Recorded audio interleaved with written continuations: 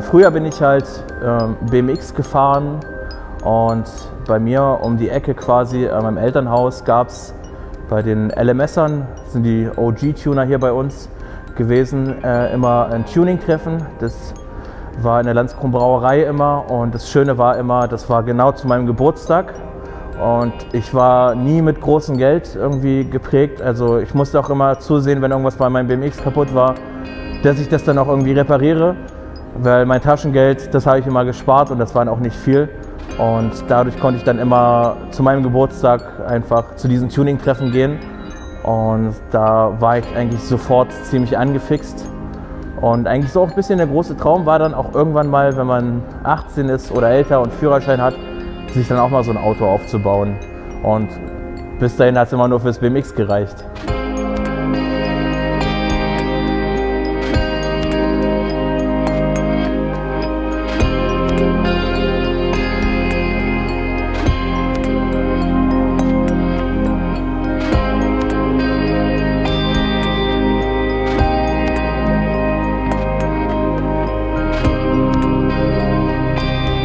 Tuning bedeutet für mich an erster Stelle eine schöne Zeit haben. An sich ist es wie so ein Schalter, also ich komme zum Beispiel zu mir in die Halle und bin eigentlich ziemlich abgefuckt von Bürokratie, von Papierkram, was auf der Welt so passiert. Und es ist halt wie beim Graffiti, ich bin dann einfach voll in meinem Element, Schalter klickt um und ich fange an einfach an meinem Auto zu schrauben und bin da einfach, eigentlich schon kann man sagen, auf Wolke 7, denn in dem Moment bin ich einfach in meinem Safe Place, ich kann was machen und vor allem kann man das mit seinen Freunden teilen. Und das Schönste ist auch dann irgendwann so ein kleines bisschen Anerkennung dann auch auf den Tuning-Treffen, dass man probiert irgendwie was aus dem, was man hat, was zu machen. Und wichtig ist einfach, man fährt das, was man sich leisten kann und wenn es halt auch nur ein Polo 86C ist, Hauptsache du hast das Ding irgendwie bezahlt, selber was dran gemacht und dich selber individualisiert. Das ist ganz wichtig einfach, sich da niemals zu verstellen, sondern einfach wirklich das zu machen, worauf du Bock hast. Und das ist einfach für mich Tuning.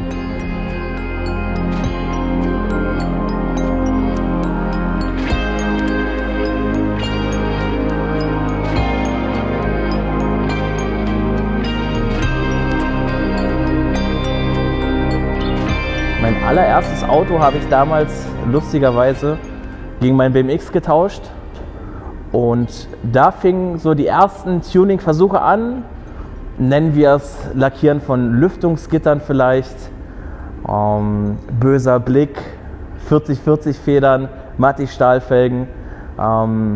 Ich kann mir da, also das damals war das mega schön, denn ich habe immer irgendwie probiert, irgendwas aus dem zu machen, was ich habe, weil es ist einfach alles super Standard in dieser Welt, alles ist einfach grau, wir haben graue Wände in der Stadt und ich komme sowieso aus der Graffiti-Szene und da probiere ich auch so oder so immer mit Farbe ein bisschen Leben reinzubringen und das Ganze habe ich dann auch irgendwann mit der Zeit und mit den Jahren dann auch irgendwie in dieses Hobby mit eingebracht, dass man probiert aus diesen, ja, sag ich mal, standardmäßigen Serienautos, die einfach gelangweilt aussehen, irgendwie doch ein kleines Kunstobjekt zu machen.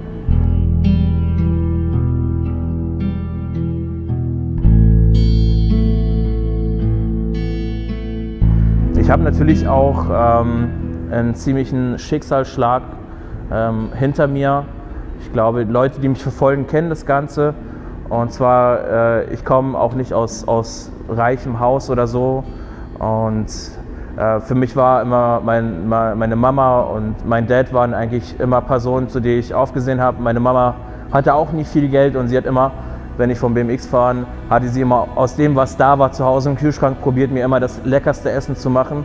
Und das hat mich auch super geprägt. Und ja, kurz vor 2019 zu Weihnachten ist dann meine Mama verstorben und im Februar ist dann mein Papa verstorben. Ich habe dann meinen Job verloren, Frau verloren. Ich habe alle meine Autos verkauft. Ich habe nur noch ein Auto damals gehabt. Ich habe damals meiner Mama die Krebstherapie und alles finanziert, weil meine Mama ist Polin. Sie hatte kein Recht auf irgendwas hier in Deutschland und habe damals alle meine Autos verkauft, um das Ganze zu finanzieren. Und wir konnten quasi aus diesen 3 Monaten, die dann noch übrig geblieben sind, sogar fast 8 Monate rausholen, aber zu Weihnachten war es dann zu Ende. Und es hat in mir komplett was verändert. Ich habe früher sehr viel rebelliert, Scheiße gebaut, hatte sehr oft Probleme mit Polizei, weil einfach im Elternhaus auch nicht immer alles gepasst hat. Und irgendwann dachte ich mir, es kann einfach nicht so weitergehen, ich will irgendwas hinterlassen. Ich meine, natürlich, klar, habe ich Graffitis gesprüht und ähnliche Dummheiten gemacht, aber ich denke mal, wenn man auf die 30 zugeht, kannst du auch nicht rausgehen jede Nacht und in den U-Bahn-Schacht gehen oder irgendwo raus aufs Gleisbett, sondern es war irgendwie an der Zeit, mal irgendwas zu machen, zu sagen, ey yo, ich filme das jetzt, was ich mache. Ich glaube, mein Leben ist nicht so scheiße, dass man es anderen zeigen kann. Irgendwie probieren, was zu bewegen und einfach Leuten zu zeigen, man kann einfach was schaffen, wenn man Bock hat. Du brauchst nicht viel Geld, du brauchst einfach nur einen Willen und ein bisschen Grips im Kopf und dann schaffst du es auch mit wenig Geld einfach ein cooles Auto zu bauen oder irgendwas. Und mein Ziel ist einfach, dass das, was ich auf YouTube mache, mein persönliches Tagebuch ist. Angefangen hat es einfach mit simplen Vlogs jede Woche. Ich lade jede Woche ein Video hoch und selbst wenn ich da nur von mir aus essen gehe, Hauptsache ich habe irgendwas über die Woche gefilmt, was in meinem Leben passiert ist. Und das möchte ich eigentlich auch nicht mehr aufgeben, denn es ist einfach schön, auch mal nach einem Jahr zurückzuschauen, was da passiert ist.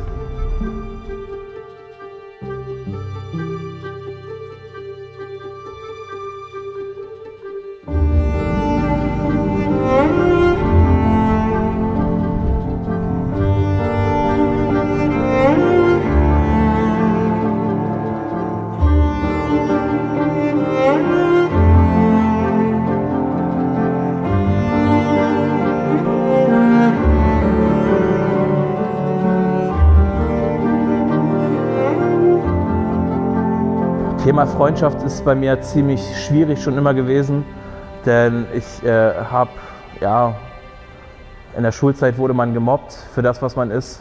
Wurde sehr oft gemobbt, dass ich Pole bin, dass ich nicht die tollsten Markenklamotten hatte.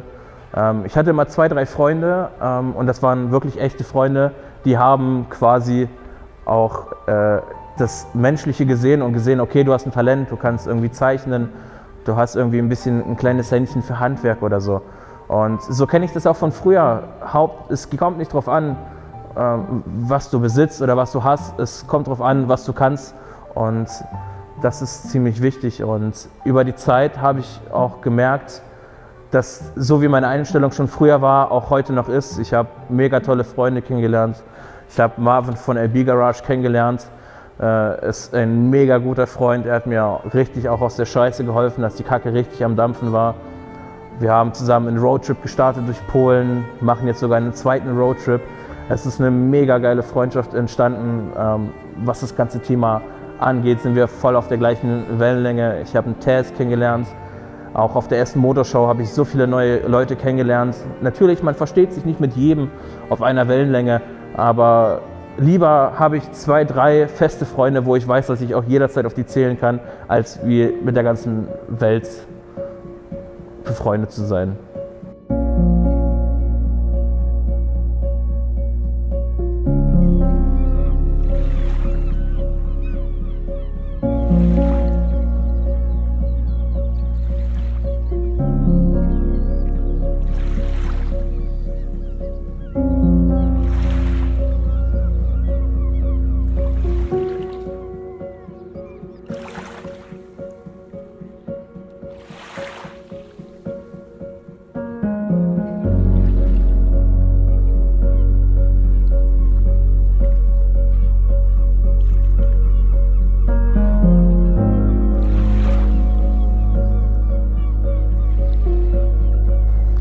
Polentrip war für mich das Highlight auch letztes Jahr gewesen, denn ich bin selbstständig und ich hänge eigentlich von früh bis abends immer hier in dieser Halle und schraube an meinen Autos. Natürlich habe ich auch eine Frau, die mich mega unterstützt, aber so gerade Kontakt zur Außenwelt hat mir ziemlich über die letzten Monate, Wochen gefehlt. Und da kam natürlich Marvin ins Spiel und wir haben uns gesagt, ey, komm, lass was starten, so, wir können es. Es sind alle Möglichkeiten gegeben, lass uns einfach mal 2 Autos kaufen, einfach Spaß haben, die Dinger umbauen, je nachdem, was wir können und einfach eine tolle Zeit haben. Und meines Erachtens war das einfach mit die schönste Zeit, die ich mit einem Freund verbringen konnte. Und aktuell sind wir auf den Stand, einfach Wiederholungsbedarf zu bringen, denn wir haben die Autos gekauft, umgebaut, lackiert, haben ein eigenes Tuning-Treffen auf die Beine gestellt, diese Autos ausgestellt und haben einfach allen Leuten gezeigt, dass man einfach mit einem Wagenheber und einem Werkzeugkasten und ein paar Sprühflaschen ein cooles Auto bauen kann.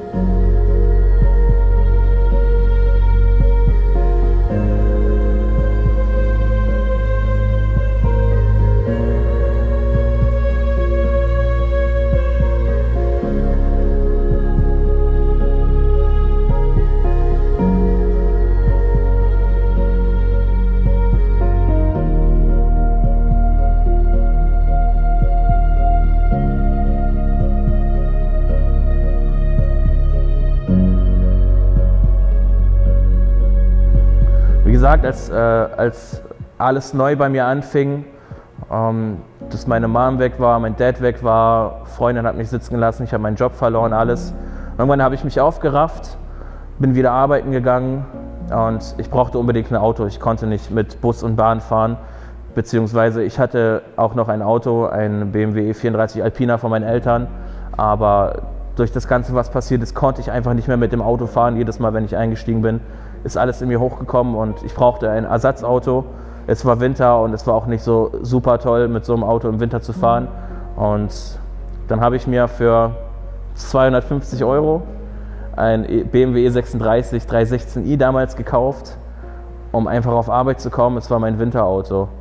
Und wie das Leben so spielt, du fährst das Auto, du magst es und irgendwie hast du wieder voll den Drang, dass Leute dir den Daumen zeigen, dich zulächeln und ich musste einfach das Auto umbauen. Es hat angefangen einfach vielleicht nur mit einem Gewindefahrwerk und ein paar Felgen und ein paar Stoßstangen, dies, das.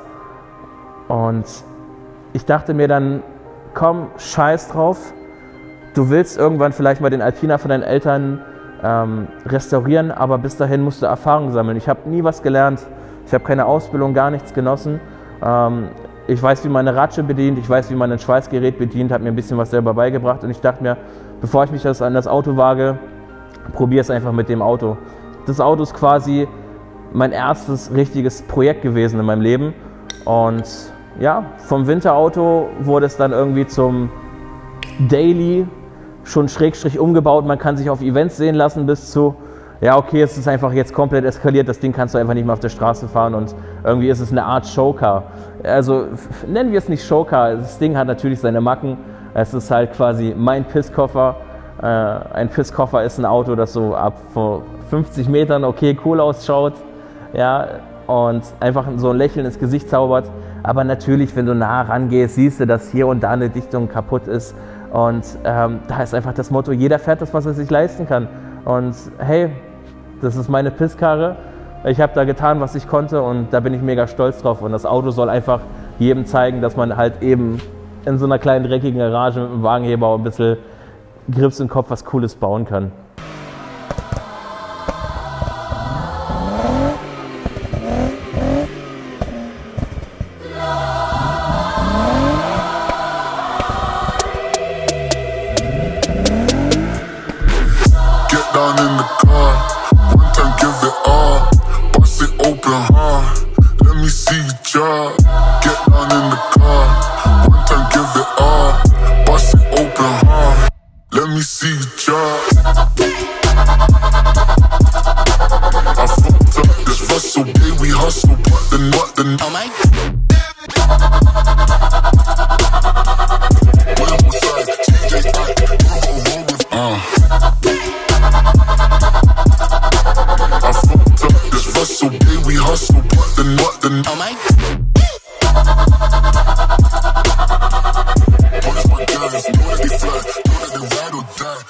Wie einige wissen, bin ich selbstständig geworden, natürlich mit der Zeit, YouTube, alles, auf einmal bekam das alles hier einen Hype mit Autos lackieren und so. Und ich hatte damals schon ein Skyline, ein R34, Viertürer, Automatik, aber GTT. Allerdings hatte das Auto einen Motorschaden. Ich war broke wie Sau, bin für Mindestlohn arbeiten gegangen und ich dachte mir einfach nur, komm, du tust jetzt einen Schritt, den man nicht so gerne tut. Ich dachte mir zu dem Zeitpunkt, okay, du verkaufst das Auto jetzt, das wird das Startkapital für deine Selbstständigkeit. Du holst dir ein paar Sprühpistolen, Werkzeug und fängst an, das Ganze beruflich zu machen, für die Stadt Aufträge zu machen in Graffiti, Autos mit Airbrush-Graffiti zu machen und habe quasi damals mein 34er Skyline verkauft, um meine Selbstständigkeit zu starten. Und es war eine super Entscheidung und ja, irgendwann hat mir ein Kumpel ein Inserat geschickt und pass mal auf, ey, hier ist ein 2,5 Liter Turbo Skyline handgeschalten mit natürlich Seitenschaden für ein Apfel und Ei. Das Auto war für 10.000 Euro inseriert. Am Telefon wurde es schon auf 5 runtergehandelt und vor Ort habe ich es dann für 3,57 mitgenommen. Und es ist schon immer ein kleiner Traum gewesen, ein Auto, was so in Fast and Furious drin ist. Natürlich war der 33er Skyline nicht oft vertreten, aber trotzdem, der RB-Sound ist einfach mit der geilste Sound zu einem 2JZ-Motor. Und aktuell sage ich selber, dass nach dem E36-Projekt ich imstande bin, ein größeres Projekt zu wagen, eben ein Unfallauto instand zu setzen und komplett von neu zu restaurieren. Schaut ihn euch an, da steht er schon da. Unfall ist instand gesetzt, er ist schon fertig gefüllert und bald wird er lackiert und ich hoffe, dass ich diesen Sommer mit dem Wagen fahren kann und ich glaube, dann habe ich so alles so ziemlich geschafft, was ich schon mal schaffen wollte.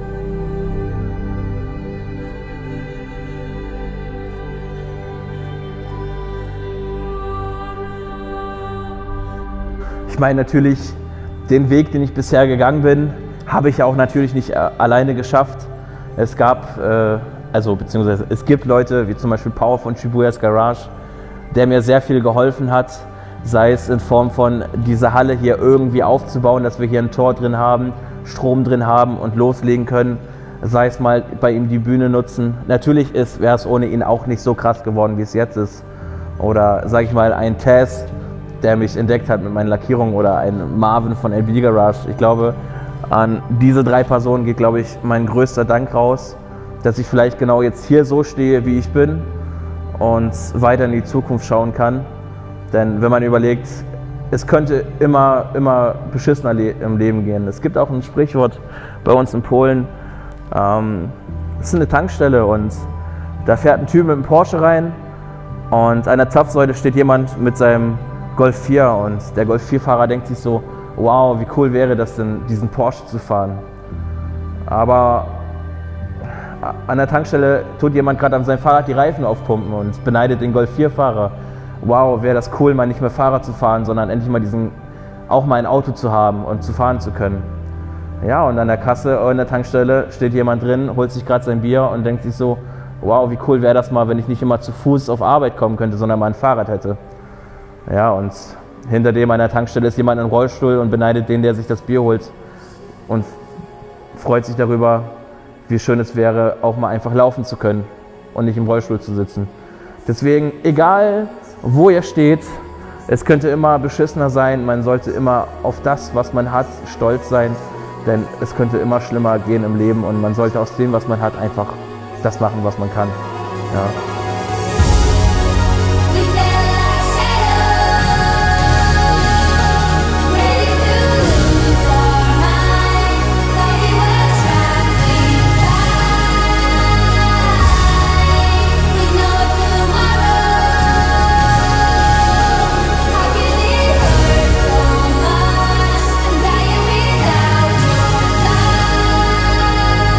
Meine Freunde, das waren die Einblicke hier bei mir bei Polen Dioxid.